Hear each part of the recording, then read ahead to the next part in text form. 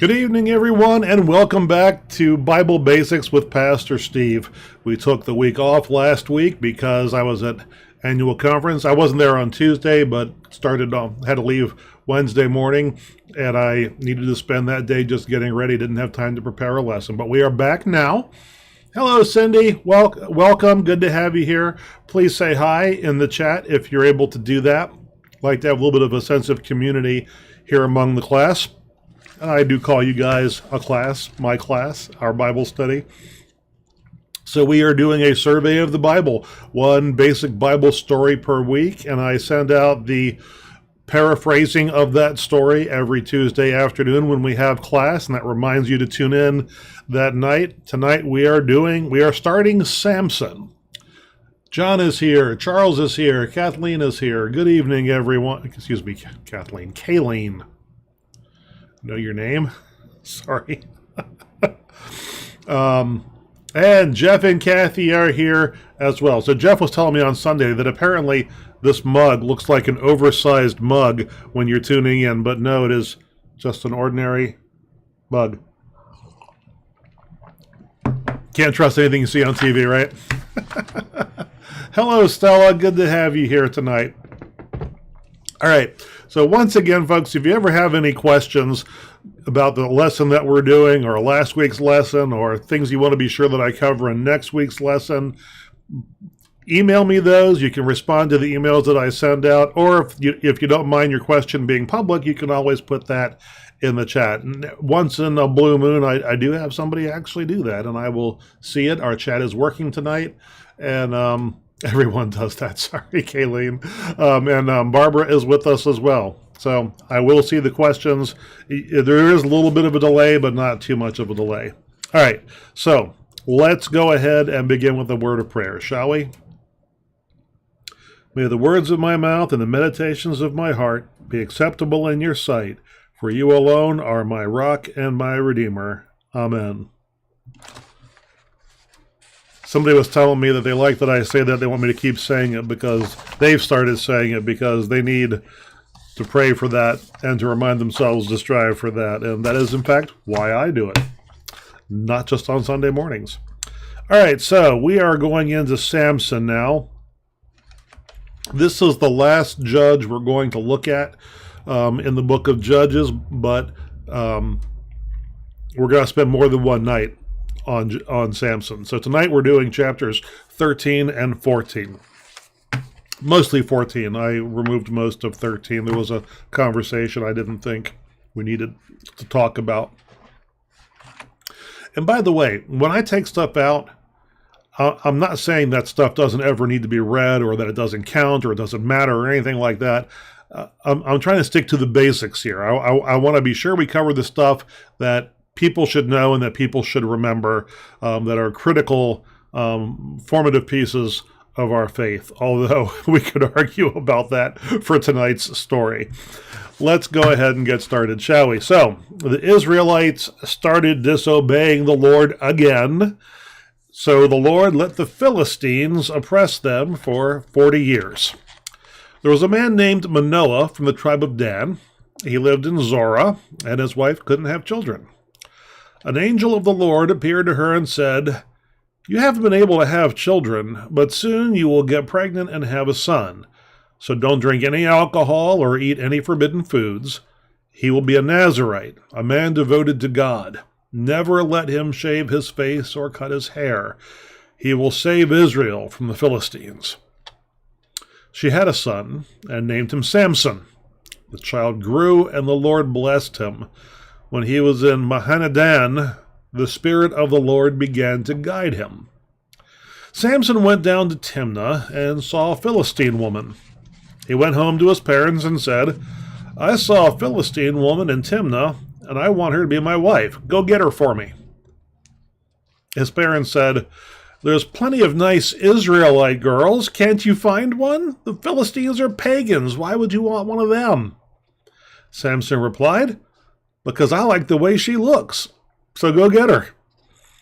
His parents didn't understand that God was looking for an excuse to attack the Philistines. Their rule over Israel was about to end. Samson and his parents went down to Timnah, and as they passed the vineyards, a lion roared at him. The Spirit of the Lord seized Samson, and he tore that lion apart with his bare hands. It was easy for him, but he didn't tell his parents about it. So he met with the woman, and it went well.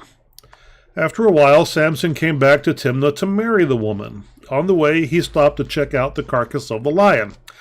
There was a beehive in it, and he scooped some honey out. Samson shared the honey with his parents as they walked, but he didn't tell them he pulled it out of a dead lion. Samson threw the customary 7-day feast while his father visited with the woman. The locals sent 30 men to the feast, and Samson told them a riddle. He said, "If you can solve this riddle before the feast ends, I'll give you each a formal suit of clothes. But if you can't, you each have to give me a suit." They said, "Challenge accepted. Tell us the riddle." He said, "Out of the eater..." Street racer. He said, "Out of the eater, something to eat. Out of the strong, something so sweet." They couldn't figure it out. On the 7th day, the last day of the feast, they went to the bride and said, "Did you invite us to your party so you could rob us? Trick your fiancé into sharing the answer to the riddle, or we'll burn this house down with you in it." Samson's bride went to him and cried, "You don't love me at all. If you did, you'd tell me the answer to the riddle. You must hate me." Samson replied, "I haven't even told my parents the answer. If I haven't told them, I'm not going to tell you." But she kept at him, crying the whole time. Finally, she wore him down, and he told her, and then she told the guests. As the sun went down, the men of the town said, "Nothing is sweeter than honey. Nothing is stronger than a lion." He replied, "If you hadn't plowed with my heifer, you wouldn't have solved my riddle." The Spirit of the Lord seized Samson, and he went to Ashkelon. He killed 30 men and stole their clothes. Then he gave the stolen clothes to the men who solved the riddle and went home. So his bride married someone else. This is the word of the Lord. Thanks be to God. And we're just getting started with Samson. So looking at Samson's story, which spans like 6 chapters or so, I'm breaking it into 3 sections, and we'll do it over 3 weeks. It's in my mind, it's easily broken into 3 stories, all about Samson. The last of which is by far the most famous. At no point in this week or the next 2 are we going to be using the 3 questions that I normally ask, the 3 theological questions. What does this tell us about God? What does this tell us about ourselves? And what does this tell us about our relationship with God? Because I'm honestly not sure this story tells us anything new about God. You see me laughing. There's a reason. I'll get to it in a minute. Samson is sometimes called the tall tale of the Old Testament. Now, what is the difference between a tall tale and a legend? I looked that up today. Among folklorists, there's really 2 differences between a tall tale and a legend. One is that tall tales are much more recent. They have to get much older before they're considered to be legends. And the other is that tall tales are recent enough that it's documented that, like, with the exception of Paul Bunyan, who never really existed, tall tales are generally based on actual people whose lives are documented, and the events in the stories generally happened, but they have been dramatically exaggerated for comedic effect. Apparently, at least, especially the American version of Tall Tales, out on the western frontier, the cowboys and the loggers and all of the other professions out there, they would sit around the bars and have bragging contests. And that's how these stories would get so big over time. So I believe that Samson is one of these stories. I think that it's probably based on a real guy who was probably a pretty fierce dude. But I also believe that the story has been exaggerated for comedic effect. Now, remember, the way we approach the Bible in this class is we want to understand what genre of literature it is and judge it by the rules of that standard, we want to judge each piece of scripture by the rules. Judge is the wrong word. We want to understand each story or section of the Bible according to the rules of that genre of literature. Determining whether the genre of literature is history versus something else has nothing to do with the inspiration of the story. We're taking it for granted that these stories are inspired and that they have something to say to us today. It's a little harder with Samson, I got to tell you, to figure out what. Certainly, the message of Samson is not "Go ye therefore and do likewise." And as we get further into it, you'll see what I mean by that. When you read these stories about Samson, and there's a couple other in the Bible that we'll get to later. Hello, Sandy. If you read these with an open mind, without the assumption that we're supposed to have a serious, or should I say grim, or what's the word I'm looking for? I'm talking about demeanor. We should take the story seriously. I'm talking about comedy versus drama, I guess. If you read these stories without a preconceived notion as to what type of literature they are, these stories are funny. Samson's story is hysterical. He wagered 30 suits and he lost. So he says, "I'll get your 30 suits." And he goes to the next town over and he kills 30 men and strips their clothes off. They're probably bloody, and he takes them and he throws them down. "There's your 30 suits." And then he stomps off home. That's hysterical. At least I see humor in it. I hope you do too. And I believe that the story is put in here as an intentional comedic interlude between very serious stories. Now, the previous stories of the judges that we just read, those were serious content, and we're going to go back not just into serious content now, but after we finish up with Samson, and that's where we're going to leave Judges and go to the next book. I'll say more about it in Samson Part 3 about what the rest of Judges is like. But for now, let's just say that after Samson dies, the rest of the book of Judges is just a bleak trudge through brutal atrocities. The story just gets worse and worse as Israelite civilization just comes unraveled, and it's a mess. So if you look at modern storytelling, whether it's books, movies, or whatever, very often there'll be a lighthearted comedic interlude between the action sequences. When you're getting ready for because they think people just won't stick with the story if it gets too dark too quick. If it doesn't, there are movies that are just dark and unrelenting all the way through without a break, and those are movies made for niche audiences. Most people just aren't up for that, and I believe, and so they stick that little bit in there to give people sort of an emotional break before they go into the next one so they can finish the story. I think that's what Samson is doing here, because the rest of the book is in a very, very different tone. There isn't going to be anything else funny from here on out, just awful, awful stuff, which relates to the news when we get to that in a minute. So those last chapters of Judges, I am not going to paraphrase. I'm not going to send them out in emails, and I'm not going to talk about them, mainly because if I were to do that on Facebook and YouTube, these are stories for mature audiences. They are stories that need to be known and read. I wouldn't call them basic. I'd call them advanced. If you want to go ahead and read them, please, more power to you. But if I were to do them on here, I would have to age restrict the videos. At least I think that I should age restrict the videos. I'm not sure whether I could get away with not doing it or not, but I wouldn't try to. I would have to age restrict them. But I don't want to do that. I don't want any of these videos to be age restricted. So we will just tell you to pursue those stories on your own time, but don't do that until after we finish with Judges and I've explained what's going to happen so you know what you're in for. So I think Samson's there to give us a bit of comic relief. So, in the news,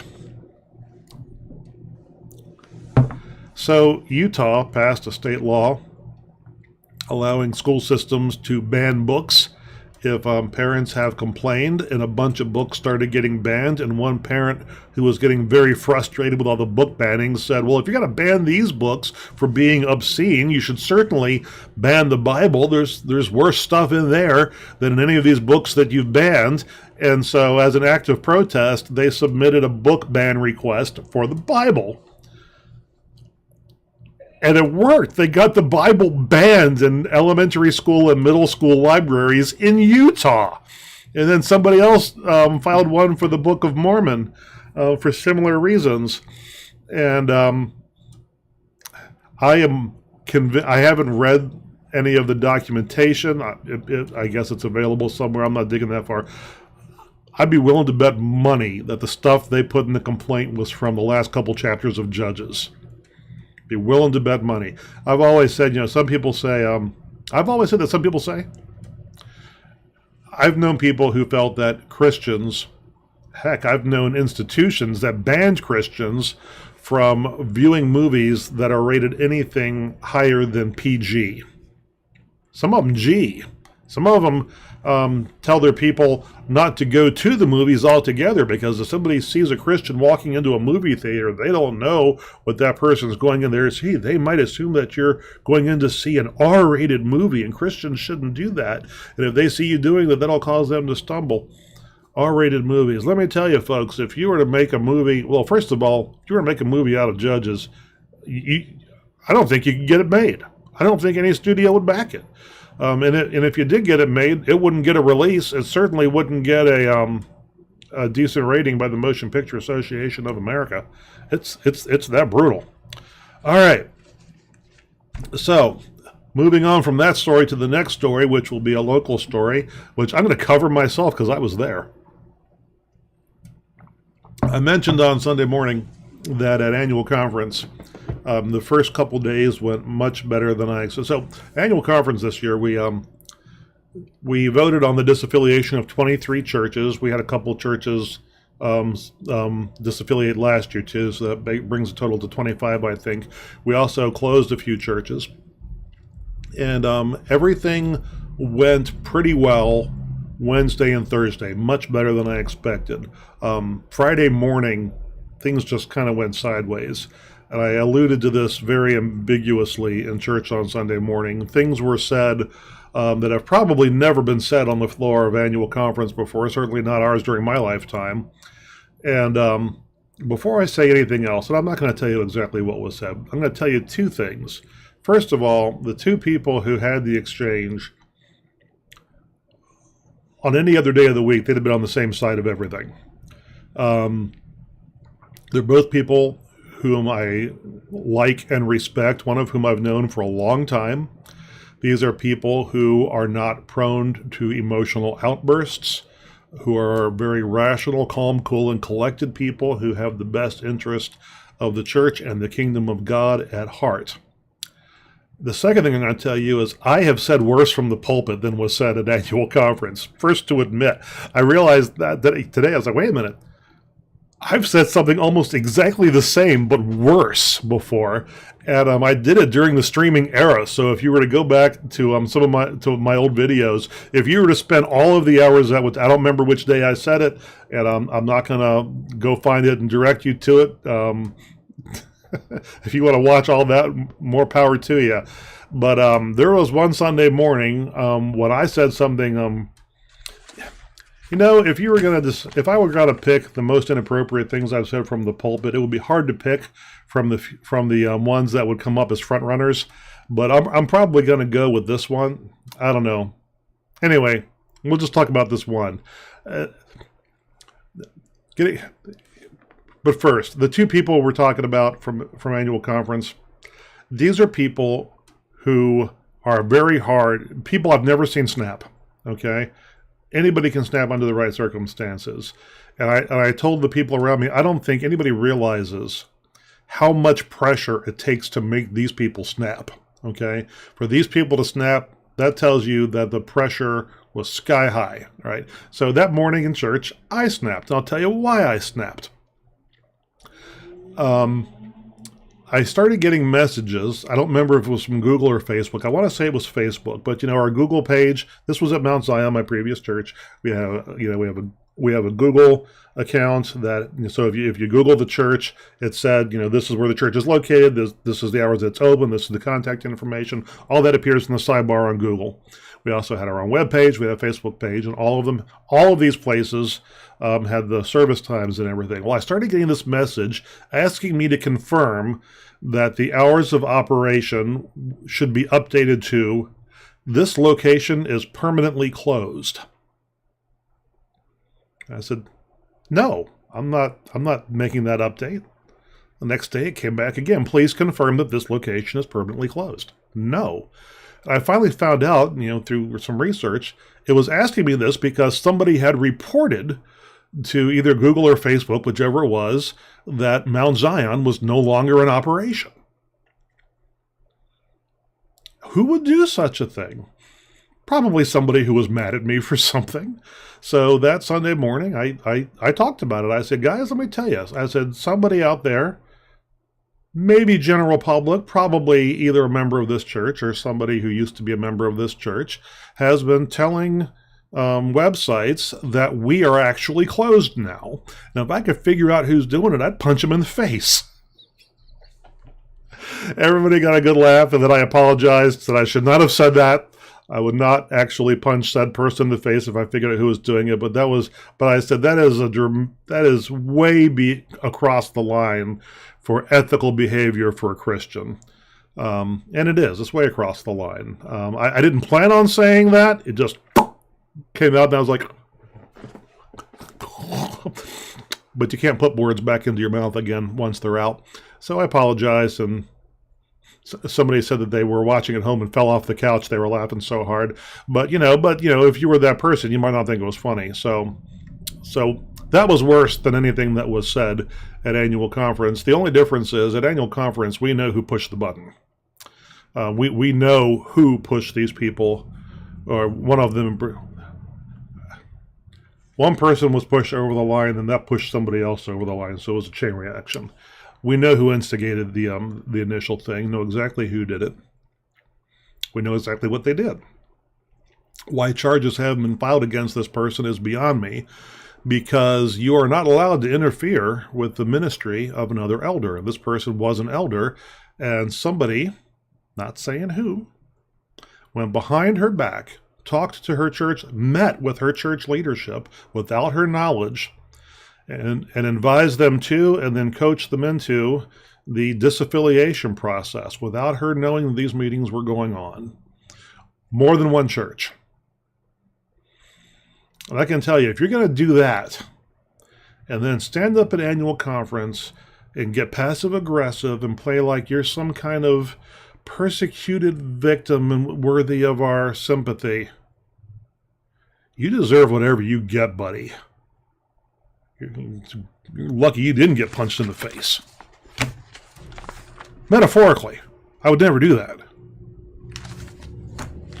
So, move it on. So, on a lighter note, studyfinds.org had an interesting article. So, study discovered all of these correlations were known previously, but have been brought together into one study. They studied people who get up early in the morning, okay? Because it has long been known, apparently, that people who get up early in the morning have higher levels of satisfaction in their lives. Well, it is also now known that people who are religious have a strong tendency to get up early in the morning, which is news to me because I don't. Apparently, I'm an outlier on this. I'm a night person. And I like to say I'm a night person because I work afternoons and evenings because people are available in the evenings because they work during the day. So afternoons and evenings is when I generally work. But the truth is, if I could set my day up this way, I would set it up that way anyway. That's when I like to work, is afternoons and evenings. I'm a night person. But most religious people are morning people, and religious people also tend to have higher life satisfaction rates. So apparently these three things, higher life satisfaction, getting up early in the morning, and being religious, are all interrelated and reinforce each other. But that is not going to get me up earlier in the morning. So there. All right. I got through that faster than I thought we were going to. So next week, we're going to talk about Samson again. Going into chapters, I believe, 15 and 16. You can take a look. If you get to Delilah, you've gone too far. We're going to hold Samson and Delilah for the final week, the part 3 of Samson, which will be Judges lesson 6. And that will be the end of our study of Judges, and then we will move on into a new book. So, I don't see anything coming up in the comments for us to discuss. So we're going to go ahead. Oh, I will bring up one more thing. I'm going to talk about prayer concerns. While I'm talking about prayer concerns, if you have any prayer concerns, you can put them in the chat.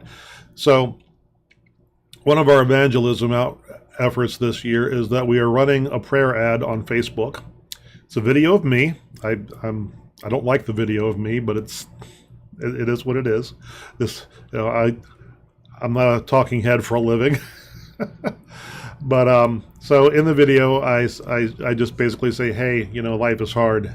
Everybody's going through stuff, and if you're going through stuff and you want us to pray for you, send us a message. Click the button below, and we'll get a message. Just let us know what your prayer concern is, and I will pray for you. We've got a team at church that's going to pray for you as well. And I'm running that ad in a 15-mile radius around the church, so it goes down to Martinsburg and up to Waynesboro. I'm paying $1 a day to run that ad. Well, we are paying $1 a day to run that ad. And on average, I've gotten a new prayer request per day from people that most of them are people that we've never had any prior contact with before. Most of them are legitimate prayer concerns, not attempts to get money from the church. And all but one of them are quite serious. And so I've had conversations with people pretty much every day for the past, I've had 14 of them, over 14 of them, well, 10 good ones over about a week and a half. So yeah, on average, one conversation per day, one productive conversation per day with people in our community with whom we otherwise would not have any contact. And, this is supposed to be an evangelism thing. I don't know if we'll ever see these people or not, but even if we don't, certainly this is good work that we're doing that the folks at Otterbein are making possible. Prayers for Jalissa Wilcox, killed in a car accident near Mount Zion. Her family was not killed in the car accident. She was. She lives behind 3 young children, I believe. Jalissa had a cleaning company. The last thing I did just about at Mount Zion before I left was to hire her company to clean the church. She was young, 33 years old, and she was killed because 2 cars were drag racing at a high rate of speed on 3 Notch Road, and they wrecked with her. Oh, 4 children. Thank you, Sandy. 4 children. She had 4 children. Absolutely tragic. Had her whole life ahead of her. So please keep her family in your prayers. And I've told the people that are sending prayer requests into the church that they are confidential. So the only people that are getting those requests are the prayer team, and they're just getting first names, not full names, and a summary of what the prayer request is. So I won't lift those people up here other than to say, please pray for our church's prayer team ministry and the people who benefit from it. May they all feel the presence of God in their lives as they're walking through the valley of shadow of death. Let us pray.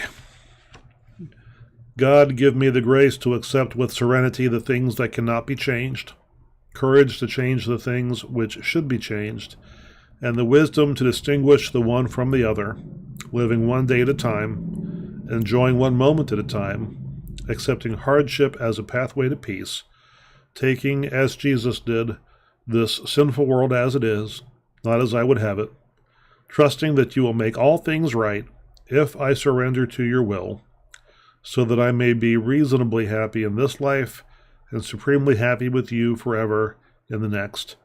Amen. All right, brothers and sisters, friends and neighbors, thank you for joining us tonight. We'll see you again next week if we don't see you on Sunday.